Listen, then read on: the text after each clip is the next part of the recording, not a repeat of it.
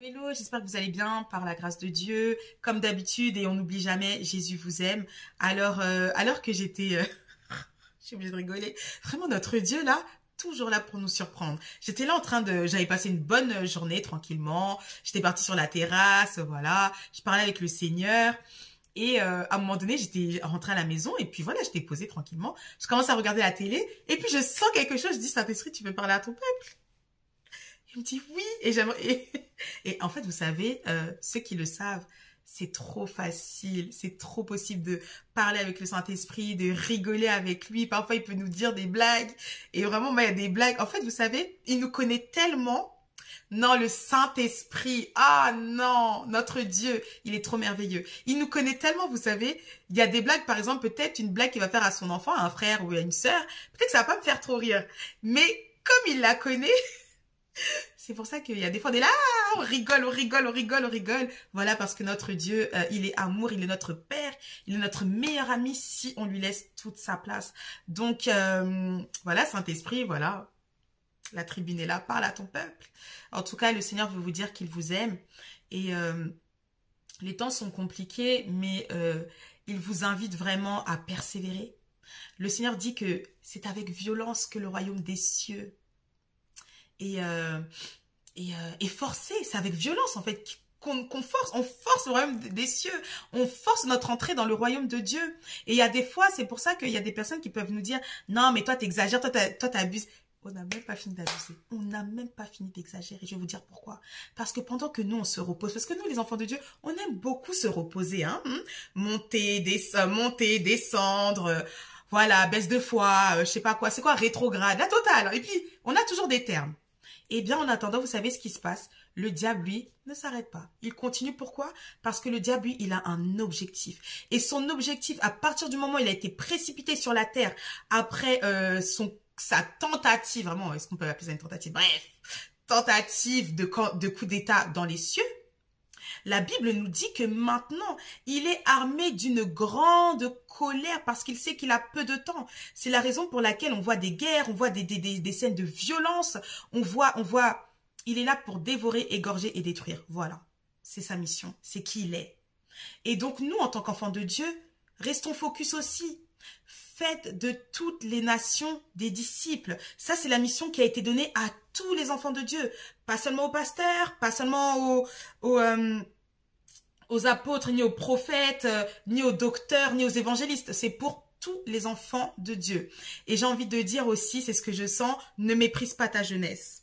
Tu ne sais pas de quoi est fait demain.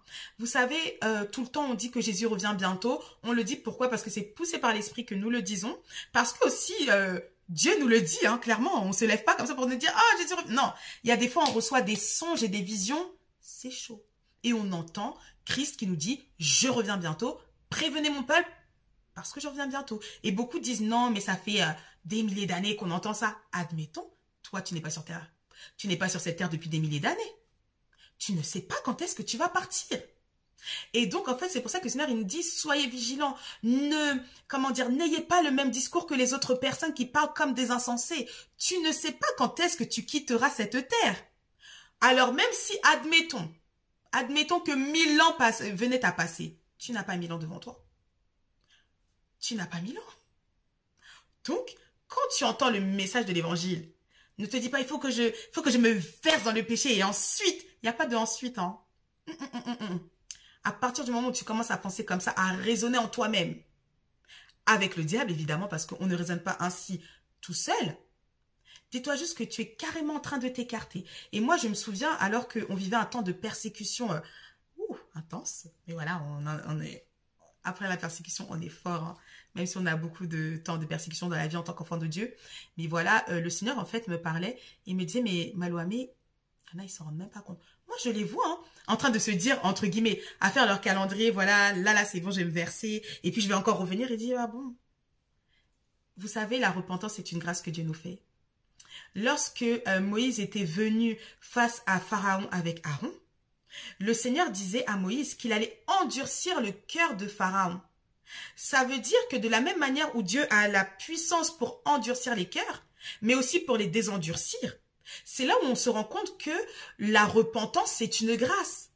Nous qui sommes des enfants de Dieu, à chaque fois qu'on pense à nous repentir, à se repentir, c'est parce que le Saint-Esprit touche nos cœurs.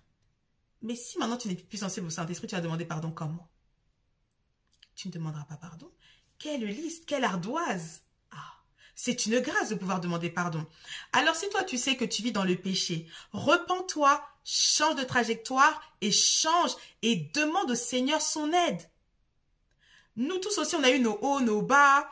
L'ennemi, il nous envoie ces fils-là, ces fils des ténèbres, ces fils du diable, pour nous un peu, hein, nous déstabiliser, mais c'est pas pour nous mettre à terre. Jamais à terre. Non, non, non, non, non, non, non. On se relève toujours. On se relève toujours. Moi, une fois, je me rappelle, j'étais tombée. Un jour, j'étais tombée. Oh, j'ai couru vers Dieu. Est-ce que vous imaginez? La manière dont j'ai couru vers l'Éternel. J'ai même pas blagué. Je n'ai même pas blagué. J'ai pleuré, j'ai demandé au Seigneur de m'aider. Et il m'a aidé. Et un autre jour aussi, j'étais vraiment, c'est vrai, hein, j'étais vraiment sur le point de pécher. Oh, le Seigneur m'a envoyé quelqu'un. J'ai dit, mais ça, c'est qui encore? Voyez un peu? Oui, c'est ce qui le fait, c'est possible. Mais le Seigneur, il dit, en fait, s'il vous plaît, raisonnez. Soyez intelligents, réfléchissez. Soyez prudents comme des serpents, mais simples comme des colombes. Pourquoi prudents? Tu sais très bien qu'il y a un endroit où tu vas aller, tu vas pécher. N'y va pas. Tu sais très bien qu'il y a cette personne qui veut toujours t'appeler. Tu sais très bien que ça va dévier. Ne décroche pas. Et d'ailleurs, il y avait une astuce que je voulais vous donner. Par rapport aux réseaux sociaux, c'est vrai. Hein, on est tous, c'est quoi le mot? On est tous sensibles, hein. Voilà. Une fois, d'ailleurs, il y avait une sœur. Voilà, je l'appelle une sœur parce que je sais, bref, l'appel qu'il y a sur sa vie. Et elle me disait un jour, elle était sur TikTok en train de scroller, il faisait jour. Elle a levé la tête, il faisait nuit. Ça l'a choquée. Elle s'est dit, waouh, là c'est chaud. Le secret, les notifications, faut retirer. C'est ça le secret. Moi, je n'ai pas de notification. C'est moi qui décide quand est-ce que je vais sur les réseaux et quand est-ce que je n'y vais pas. Et si je vois mes messages, c'est au moment où j'aurai décidé d'aller regarder mes messages. Et donc, à chaque fois, c'est vrai, hein, voilà, TikTok me demande gentiment, hein, suivez vos amis. Je dis non. Voilà. Et puis on continue, on avance. Ce n'est pas à la technologie de nous imposer son rythme. Et on dit technologie, mais derrière, il y a des personnes. Derrière, il y a des puissances, donc des esprits. Et c'est à nous aussi de demander à Dieu sa grâce pour ne pas que nous nous laissions distraire. Parce que lorsque nous passons trop de temps aussi sur les réseaux sociaux, eh bien, effectivement, qu'est-ce qui se passe? On devient de moins en moins sensible à la voix du Saint-Esprit. Donc, voilà, une fois, il y avait un jeune qui parlait un peu de sa relation avec le Saint-Esprit. Et il disait, à un moment donné, je crois qu'il était resté peut-être 3 heures sur Netflix à regarder un film. Et le Saint-Esprit, après, il a dit, maintenant, n'oublie pas que j'existe, va prier, quoi. Ça m'a fait rire. Voilà, encore heureux parce que notre Dieu nous fait du bien et nous protège et nous garde. Mais vraiment, demandons beaucoup de sagesse. Priez sur vos téléphones. Hein. Nous, les gens qui exagérons là, moi, c'est ce que je fais. Je prie sur mon téléphone et je déclare que le téléphone ne m'éloignera jamais de ma sanctification. Vous voyez, de ma relation avec Dieu. Et il y a des fois, c'est vrai, il y a des fois, on s'en rend pas compte, on est là, on reste longtemps, le temps passe et tout. Non, on demande à Dieu, Seigneur, que je sois aligné à toi. Et s'il vous plaît, la parole de Dieu. On doit être comme ça avec la... Non, comme ça. Comme ça avec la parole de Dieu. Parce que la parole de Dieu, c'est la parole de notre Père. Jésus est la parole. Il y a la parole écrite. Il dit qu'il est la parole faite chair. Si le Seigneur dit dans le livre d'Osée, mon peuple périt, mon peuple meurt par manque de connaissance. La connaissance, on l'a où premièrement, s'il vous plaît? C'est dans la parole de Dieu. Il va y avoir un temps où ils vont commencer à nous falsifier les choses. Si tu connais pas la Bible, comment tu vas savoir que c'est falsifié? Tu vas le savoir comment? Tu ne sauras pas. Les prédications, c'est bien, les messages, c'est bien, les exhortations, c'est bien. Oui, amen. Et qu'il y en ait encore plus sur les réseaux. Mais ta Bible, ton Dieu, parce qu'à la fin, on rendra des comptes à El Shaddai. Devant son trône. Donc, courage, force à nous tous, enfants de Dieu. Oui, c'est vrai, la persécution est en train de se rapprocher de nous. Voilà, c'est vrai, on ne veut pas entendre parler de Jésus. Eh bien, on continuera à parler de Jésus. Jésus vous aime, que Dieu vous bénisse. Et oui, Jésus revient bientôt.